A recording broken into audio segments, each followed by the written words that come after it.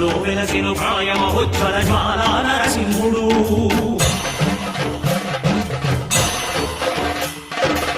భక్తాభీష్టములన్నీ తీర్చే లక్ష్మీ నరసింహుడు సుఖ శాంతులను చేకూర్చు శుభయో